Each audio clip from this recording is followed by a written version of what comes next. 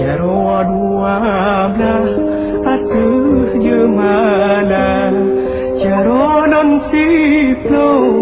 di atuh ule Mulah non nake baka umna Jaro non siplo di atuh ubun Assalamualaikum non tegur sapa